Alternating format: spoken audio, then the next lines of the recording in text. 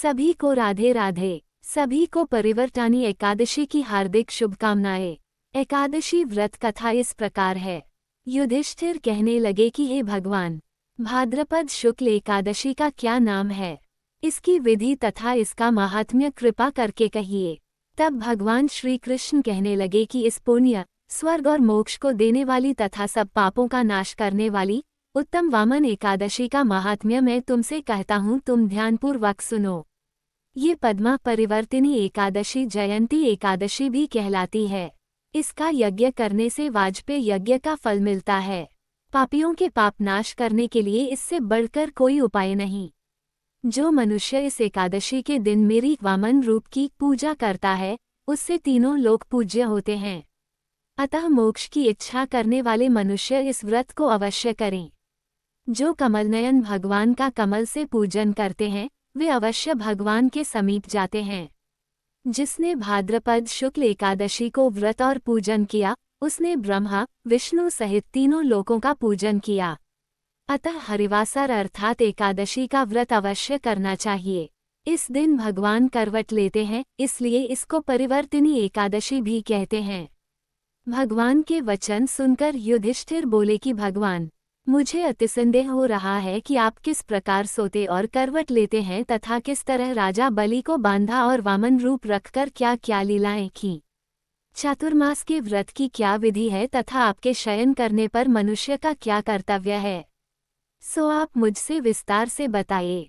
श्री कृष्ण कहने लगे कि हे राजन, अब आप सब पापों को नष्ट करने वाली कथा का श्रवण करें। त्रेतायुग में बलि नामक एक दैत्य था। वह मेरा परम भक्त था। विविध प्रकार के वेद सूक्तों से मेरा पूजन किया करता था और नित्य ही ब्राह्मणों का पूजन तथा यज्ञ के आयोजन करता था।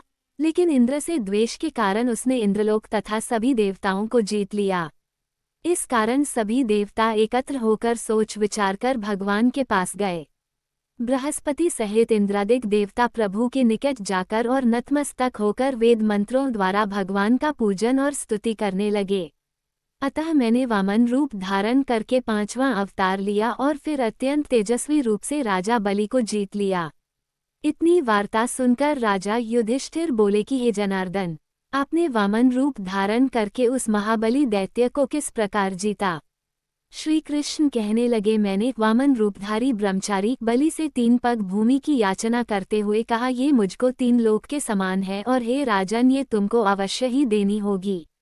राजा बलि ने इसे तुच्छ याचना समझकर 3 पग भूमि का संकल्प मुझको दे दिया और मैंने अपने त्रिविक्रम रूप को बढ़ाकर यहाँ तक कि भूलोक में पद, भुवरलोक में जंघा, स्वर्गलोक में कमर, मह लोक में पेट, जनलोक में हृदय, यमलोक में कंठ की स्थापना कर सत्यलोक में मुख, उसके ऊपर मस्तक स्थापित किया।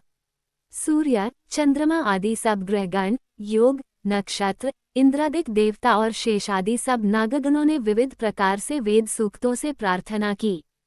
तब मैंने राजा बलि का हाथ पकड़कर कहा कि हे राजन, एक पद से पृथ्वी, दूसरे से स्वर्गलोक पूर्ण हो गए, अब तीसरा पद कहाँ रखूं।